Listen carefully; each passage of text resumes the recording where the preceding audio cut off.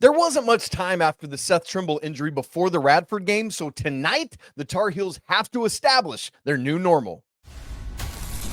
This is Tyler Zeller, and you're listening to Locked On Tar Heels. You are Locked On Tar Heels, your daily podcast on the UNC Tar Heels. Part of the Locked On Podcast Network, your team every day. Hey there, what's up? It's Friday, November 14th, 2025. Welcome into the Locked On Tar Heels podcast, the only daily North Carolina show out there. I'm your host, Isaac Schade. You're joining me at the place to get your Tar Heels content every single day. It's all part of the Locked On Podcast Network, the #1 sports podcast network out there. Thanks for making us your first listener watch to get your Friday going. And I want to extend a special shout out to all the everydayers who have joined us, all the members of the Locked On Tar Heels Discord, and of course, all our insiders as well. Let's get into it. Coming up on the show today, we're going to be talking about Carolina hosting NC Central tonight. All due respect to NC Central, this is all about Carolina and how they figure out who they are without Seth Trimble. We'll give you our what to watch for. We'll get into football. Carolina has 3 straight games against North Carolina schools to wrap the regular season. Buy or sell, can they win 2 of 3 to get to a bowl game? And then finally, I'm going to get Anthony Pagnotta's top 3 things he's watching for tomorrow as Carolina travels to Winston-Salem, and we'll get our weekend whip around to find everything else that is going to happen in Carolina athletics this weekend. I already referenced it, but joining me on the show today is the man, the myth, the legend, Mr. Anthony Pagnotta from Heel Tough Blog. Gonna be great. Let's dive right in. I set it up, and now it's great to be joined by our guy, Pagnotta. Pags, it's great to be together on this Friday, heading into another fun weekend. Dylan Mingo is going to be on campus. Let's lock that up. Carolina has basketball tonight, football tomorrow, some NCAA tournament action happening today, all sorts of fun stuff. Let's start with basketball, Pags. Carolina hosting NC Central tonight, 9 p.m., Yawn, ACC Network. I'll be live post-game on YouTube. And Pags, all due respect to North Carolina Central, they're 347th at Ken Palm. Yeah. So, Pags, the thing for me, and I think that this actually turns out to be kind of prescient, is that this is a glorified exhibition. And while the Radford game was like 48 hours after Seth Trimble's injury, this now gives you multiple days to kind of figure a little bit more out about who are we going to be now without Seth, and allow this to be a game where you figure out the new normal. What are you looking for as the Tar Heels try to figure that out? Yeah, just a smoother operation in this game, really from the word go. I think, you saw in the game against Radford, there were moments where they realized, we don't have this guy that can put pressure on the rim out of the guard spot. We don't have a guy that has nearly as much speed as he does. We don't have a guy that brings nearly the defensive presence that he does. And I think it took a little bit of time to adjust to that. But now okay, this is what Luka's strengths are. This is what we have to play off of. And so I expect that Carolina will just have a smoother operation in this game. And it's hard not to have a smoother operation because hopefully we will not have 55 fouls called in this game like we did the other night. That was the most insane thing I've ever seen in my entire life, dude. What were we doing? And then I think, if I remember correctly, NC State had a similar situation the next night against UNCG where there was 87 fouls. I mean, it's crazy. Come on, Zebras, swallow the whistle a little bit more. We need that for you. So I'm curious to watch that as well. And Pags, that's going to lead us right into our what to watch for, where you and I give everyone 4 things we're watching for in this game tonight. We'll bounce back and forth. I want you to start, and then I'll go with number 2. Well, yeah. I mean, the first thing that you're watching for in this game is LUKA BOGAVAC, and what does he look like in this one? I think if he comes out and performs well, then Carolina has a chance to win this game and win it convincingly. Is he able to build off of that second half that he had against Radford and really come out from the word go and put together a strong performance? That's the thing, is that we've seen some moments from him. We've seen some flashes from him, but let's see a little bit more consistency from him. So I'm really interested to see if this is the game where that finally happens for Luka. And it's crazy to feel that way, and yet he was the leading scorer against Radford because of that second half. I'm with you. I love to see it. And that flows nicely, Pags. Thank you for making a nice segue for me, my man, into what to watch for point number 2, and that is Carolina's threes got to start falling at some point, right? Carolina right now, Anthony Pagnotta, believe it or not, is shooting under 30% as a team. Right now, they're 29.9% from beyond the arc. That's good for 229th in the entire nation.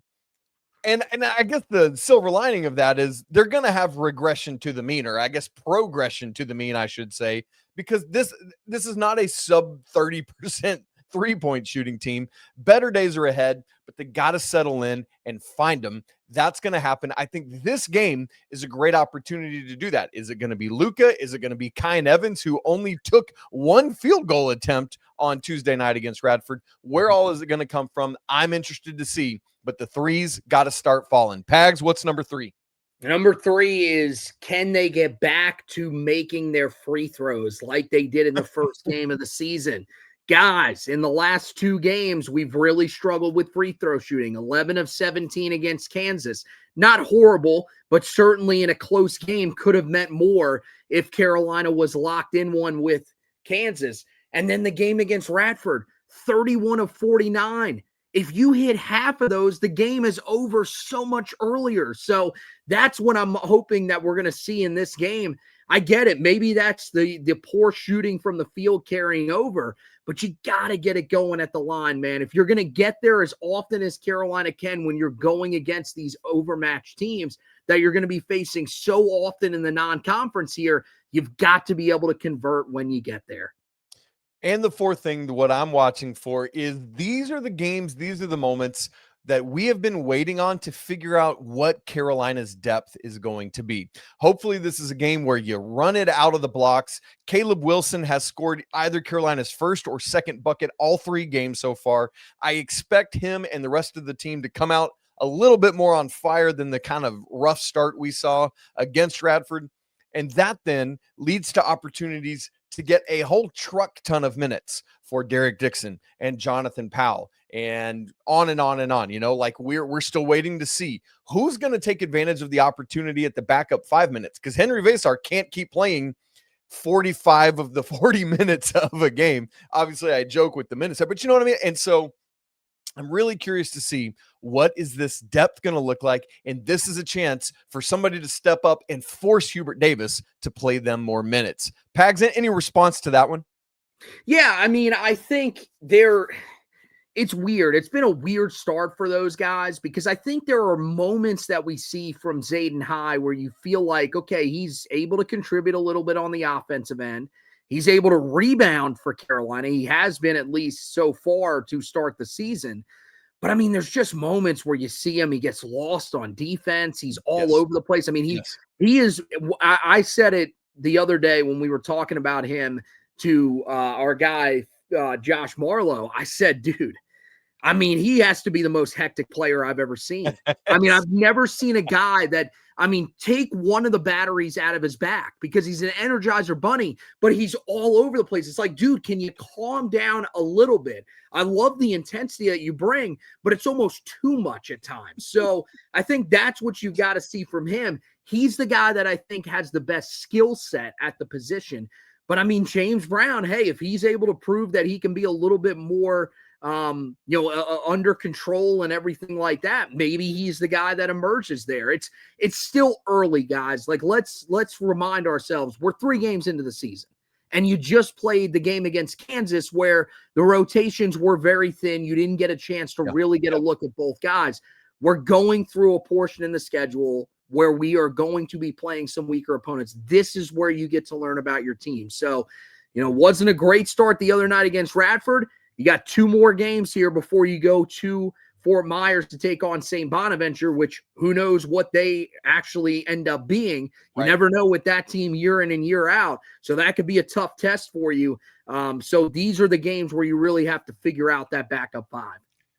And part of that depth too, I guess we didn't say, but we should. We don't know. Jarin Stevenson obviously had that ankle tweak, 3rd defensive possession of the game the other night, came back around the 9-minute mark of the first half and played, I think, his best game as a Tar Heel thus far. I mean, we're only 3 games in, as you said, but how is he? Is he ready to go? Is it like it's North Carolina Central, so let's not even risk it? I'm curious to see if he's ready to go and how much he plays. Pags, let's turn our attention to football, where suddenly Carolina is winning football games. This could be a 3-game winning streak, Pags. I want to ask you, buy or sell Carolina wins 2 of the final 3 and goes bowling. I'm going to ask Pags that question coming up in just a second. Right after I tell you about DoorDash, y'all, the weekend is here and it's time to look back and crown this week's MVP on Who Delivered, powered by DoorDash. Just like you can win every Saturday with DoorDash Streaks, saving more every time you order, the player that delivered when it mattered most this week is LUKA BOGAVAC, who we talked about earlier. Seth goes down, Bogey steps into the starting lineup, leads Carolina in scoring, really figured out what he was going to do in the second half of that game as he started 0 for 6. That's what Carolina needs, and as Pag said just a little bit ago, this is the game where he really needs to come into his own. When the pressure was on, Bogey came through, no hesitation, no delay. And if you've been watching, you know it's kind of been trending towards let's get BOGAVAC worked into this lineup and really get him going. And just like he delivered for the Tar Heels, DoorDash delivers your Saturdays. With DoorDash Streaks, you save every Saturday you order. Stack it up all season, and you could save up to $250, including $100 in DoorDash credits. Order this Saturday, keep the streak alive, fuel your game day only with DoorDash. Terms apply. And the promo code runs all the way through November 18th. Thanks so much for making Locked On Tar Heels your first listener watch of the day. And thank you for making Locked On the #1 sports podcast network out there. Pagnotta, it's crazy to think about. There are only 3 games left in the regular season for football, although at the same time, it feels like it's been an eternity of a season with all the ups and downs and Hudsons and Hard Knockses and everything else. It's a whole thing. Interestingly enough, the final 3 games are against the other ACC North Carolina schools. It's kind of fun to close that way if we're being honest, but also there's so much emotion tied up in that. At Wake Forest tomorrow, hosting Duke next week, and then at NC State and Raleigh on Thanksgiving week.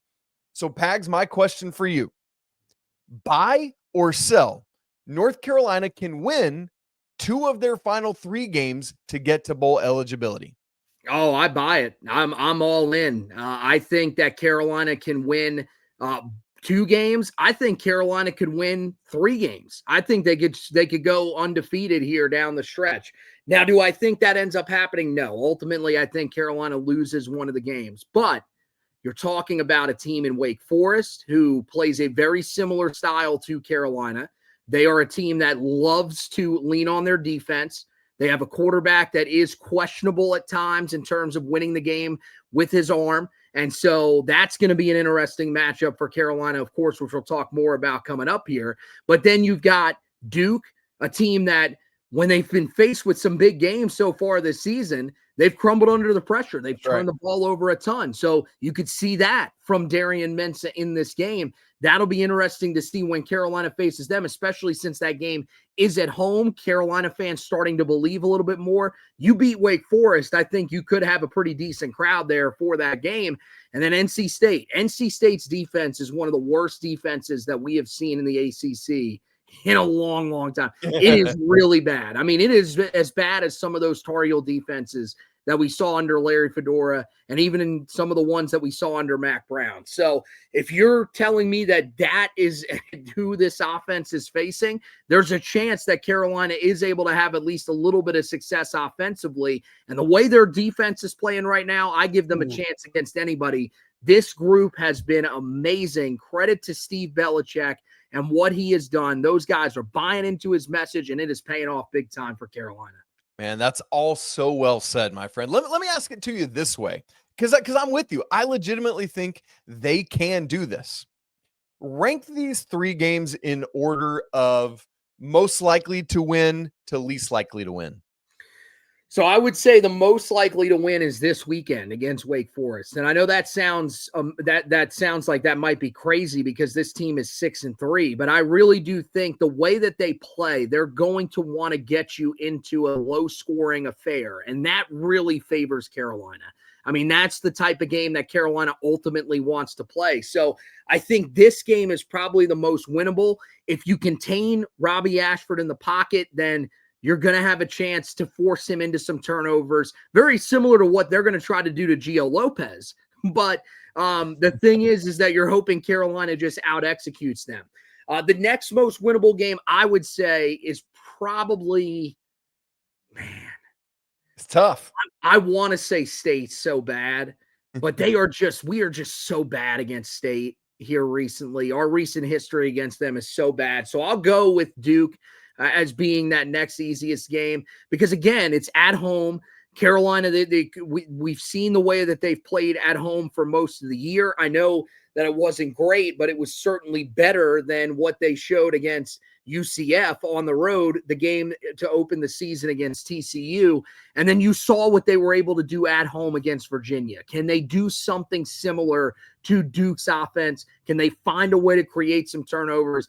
I think that game presents an opportunity because you're in your own stadium. Yes. And then I would probably say NC State. But I will tell you, I think all three of those games, if you told me Carolina wins this game, I would not be shocked as we sit here at this point in the season. Something I never thought we'd be talking about earlier in the year when we were talking about this being maybe the worst power conference team in all of college football. It's so weird. What an odd turnaround from nothing. To Pag's point really quick, and then we'll follow up on that. Carolina has lost 4 straight to NC State and 7 of the last 9. Ooh, gross, yuck. I hate it. Pags, you said it.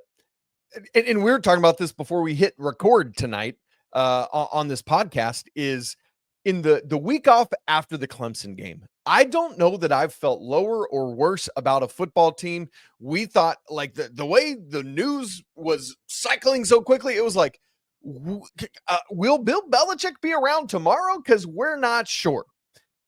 And yet, as hopeless as that felt, take that less off of there because you've said the hope that I think is starting to be injected into this team. You mentioned Steve Belichick and the defense. Is that what has led to the progression over the last 4 games, or what would you specifically point to? Yeah, I think it is that defensive side of the ball, man, and specifically it's Bob Diaco's unit. And Bob Diaco's story, as we heard a few weeks back, is an amazing one of how he got to the staff at Carolina. And what he has done has been amazing. I mean, this defensive line, the growth that you have seen, the development that you have seen, this is what we thought we were going to see from Bill Belichick when he was hired. You thought, hey, we're going to start the year with a guy like Melkart Abou-Jaoude where he's not getting much pressure. And all of a sudden, he's getting to the quarterback. I mean, this is 3 straight weeks where he has at least 2 sacks. I mean, that is unbelievable, the way that he has turned this season around and become one of the most consistent guys. I mean, he leads the ACC in sacks, guys. I mean, you're talking about a conference that has Ruben Bain in it, that has a couple of other really talented defensive ends, guys that are going to go in the first round of the draft. I don't think Melkart is going to be there just yet, but man, he's doing some amazing things. And then Tyler Thompson, how about him? 4 straight games with a sack. He's been great. So you're seeing the development of these guys. Smith Vilbert also, I mean, yeah, those guys have been really, really good. And the interior of the unit all season, they've been bringing it and they've been getting better as the year's gone along. I love what you're seeing from Isaiah Johnson. I mean, he's the unsung hero, I think, in there that nobody talks about. CJ Mims has been fantastic as well. And then you've got, the other guys that rotate in DeAndre Robinson and Leroy Jackson, who don't get talked about nearly as much, but everybody's stepping up and making plays. This defensive line, I cannot remember the last time I was this excited about a defensive line. Probably the last time they had a double-digit sack man in Kareem Martin. Wow. Been a minute. And the thing, Pags, is they've done all this without Price Yates, who we thought is like, when he came back, it was like, oh, good, the savior of the defensive line stepping in. And they've done all this. And I don't know if it's coincidental or it lines up, but since Thad Dixon went down is when the flip has been. We'll see. He might be back on Saturday. Could be some good stuff there for the defensive unit. Speaking of Saturday, I want to ask Pags to give me his 3 things that he's watching for in this game. We'll make some predictions, and we'll update you on everything else going on in Carolina athletics this weekend with our weekend whip round, all coming up in just a second. Right after I tell you about FanDuel, y'all, the NBA is back, and there's no better place to get in on that action than FanDuel, the official sports betting partner of the NBA. Even if you miss the start of a game or you want to ride the hot hand, FanDuel has live bets on everything, from who's going to score the next bucket to who's going to get a fourth quarter comeback and so much more. Plus, you can combine all those bets into a same game parlay for a shot at an even bigger payout. All of that keeps every game exciting because you got something riding on all the action. Carolina, 5.5-point underdogs at Wake on Saturday, tomorrow. If you think Carolina is going to do what Pags has been talking about, you might want to smash that. Also, in the ACC regular season odds, North Carolina has rejumped NC State into third at plus 1,000. Get in on that because right now FanDuel is giving new customers $300 in bonus bets when your first $5 bet wins. So head on over to FanDuel.com to sign up and play your game with FanDuel, the official sports betting partner of the NBA. Coming up Saturday, North Carolina in Winston-Salem at Wake Forest, 4:30 Eastern. And that means that time slot can only mean one thing, Bags. It's the CW yet again. Here we go. And, well, you know what? At least it won't be delayed. You'll get to watch the game and not have to switch to ESPN News or something like that. Pags, I want from you 3 things that you're watching for in this football game. Well, first of all, I got to shout out my guy, Wes Bryan, who's going to be on the sidelines for this game. He is the co-host of the show that I host for WFNZ here in Charlotte. Or not that I co-host. Oh, my gosh. Did I just say that? I meant produce. I do not co-host. Only certain times when they need me to. But, yeah, he is going to be on the sidelines, so I'll be watching out for my dude. But, yeah, I mean, the first thing that I'm going to be watching for, man, is Gio Lopez and just how he performs in this game. You need a solid performance from him. And can he finally put together a complete game? He didn't do it against Syracuse. He didn't do it against Stanford. I mean, at halftime of Stanford, I had multiple writers on social media that were saying, we need to bench him. We need to put in Arturi Newkirk. We need to put in Bryce Baker. It can't be worse than what we're seeing right now. We need to get some better quarterback play. He then comes out in the second half, throws for 175 yards and 2 touchdowns, and you're saying he probably gives us the best chance to win. It's all over the place. We just need a consistent game from you. That's all we're asking for. Is that too much to ask for? I think we'll see, but it's going to be a huge test. You're going up against the best defense that you've faced so far. You're going up against an elite corner that no one really talks about in the ACC and Cameron Prunty. So how do you respond to that? I think that's going to be really interesting to watch in this game for Gio Lopez. I love that, man. Gio, can we please get a first half out of you? That's all we're talking about here. Pags, nothing else to say on that. What's number 2? Number 2, I think it's going to be the defensive line and the way that they perform in this game. I think one thing that you need to take away from this game, if you're a Tar Heel fan, is that this defensive line can handle going against a mobile quarterback. You have not faced a mobile quarterback really all season. The only time you did was against Taven Jackson of UCF, and he cooked you a little bit. Yeah. So let's see how these guys perform in this game. They're playing well. They're guys that want to pin their ears back and get after the quarterback, though. They need to be disciplined in this game. You've got to be able to contain the run game, because if you look at where the success has come for Wake Forest run game, it has been off the left edge and it has been off the right edge. That is where they have about 500 of their rushing yards or more this season. Be smart about it. If you're getting upfield, don't get too far upfield where you give them that edge. So I'm interested to see how they handle that in this game, if they can contain Robbie Ashford. Because if you can do that and you do that, contain him and Damon Claiborne, and you make Robbie Ashford try to win the game, we know that he is not necessarily the greatest quarterback. And if he beats you, he beats you. You just live with it. But you want to at least force him to have to win the game from the pocket. And that's the thing, man, with that containment you're talking about, with, similar to what you said earlier about Zayden High, like maybe we take half a battery out so we're not pinning our ears back quite as hard, so we can keep that containment. Literally play after play after play, because the second you take a play off, a mobile quarterback is gone and you're screwed. And so got to watch for consistency from that line with that containment every single snap. Pax, what's the third one? Third one is this run game for Carolina. Can they get back to running the football at a decent rate? It doesn't have to be great, but you look at the games that Carolina has looked best offensively. Richmond and Syracuse, what did they do? They ran the ball incredibly well in both of those games. Also, There was one guy that ran the ball incredibly well in both games that needs to run the ball. Freddie Kitchens. I don't care. And it's not even Freddie. I should take that back. Natro means you need to run Damon June. We need to see him. I get it. He might not get off to the fastest start, but you need to have him as a big part of what you're doing. So I want to see that from him. I want to see Davian Goss get some of those secondary carries as well. Off tackle. We saw enough of him inside the tackles last week. He ain't an inside the tackle runner. We need to see him on the edge. We saw him in space when he was catching the football. Let's see that in this game. If we do, then I think we've got a legitimate chance to see Carolina win this game, which is ultimately all that we want. Man, and as you said earlier, that defense gives you a chance to do it every time out. Just need to score some points. Just get to 20. Again, if you can do that, probably win this football game. That said, Pags, let's make some predictions. Again, FanDuel has this game at Wake -5.5. Pags, can Carolina cover, and can they win straight up as well? Oh, I think Carolina definitely covers in this game, and I think they win straight out. I will take the Tar Heels to win this one.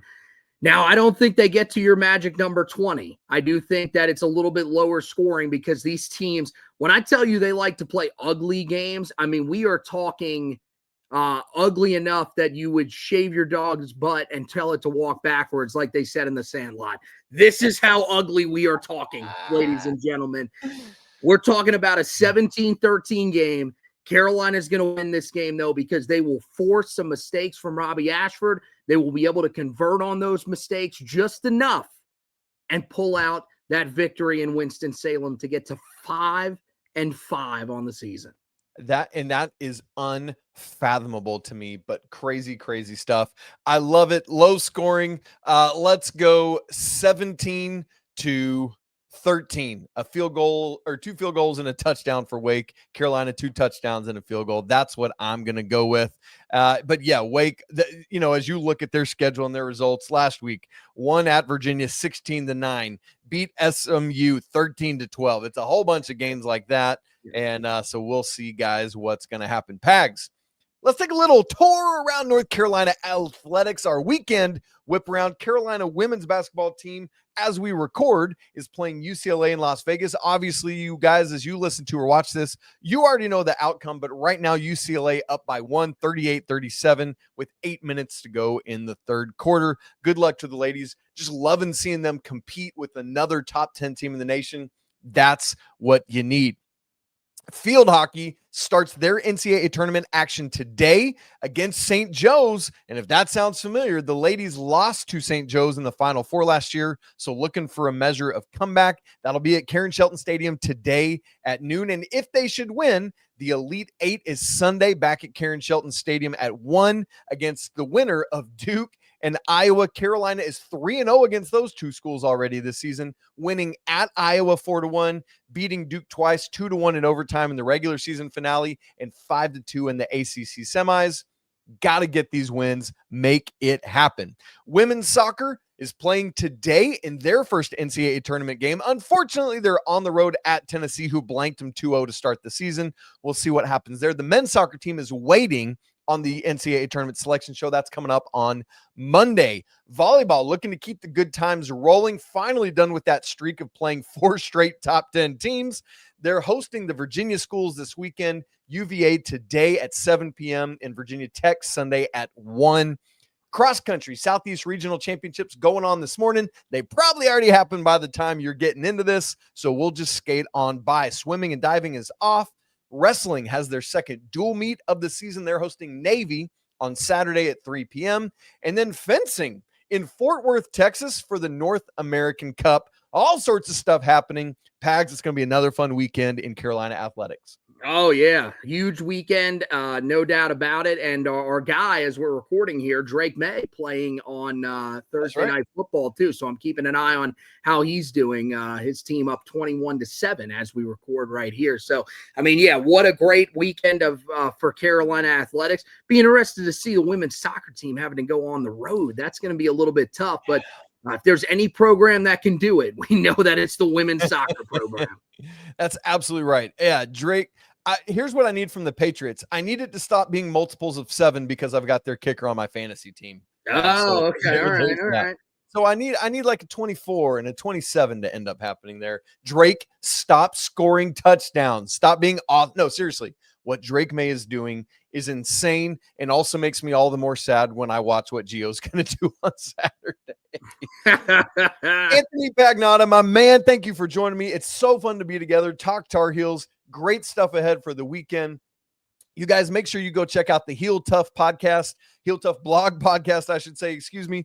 Everything that Pags has going on over there, along with Josh Marlowe, the dudes are killing it all the time. Do not miss out. If you've not subscribed to our show on video and audio, do that right now. If you haven't joined the Locked On Tar Heels Discord channel, man, we're inching closer to 600 people. We'd love for you to be part of that as well. And if you want to be an insider, have all sorts of perks and direct access to me, access to all of my stats and charts and data and all that, join the insiders as well. Both of those links are in the show notes.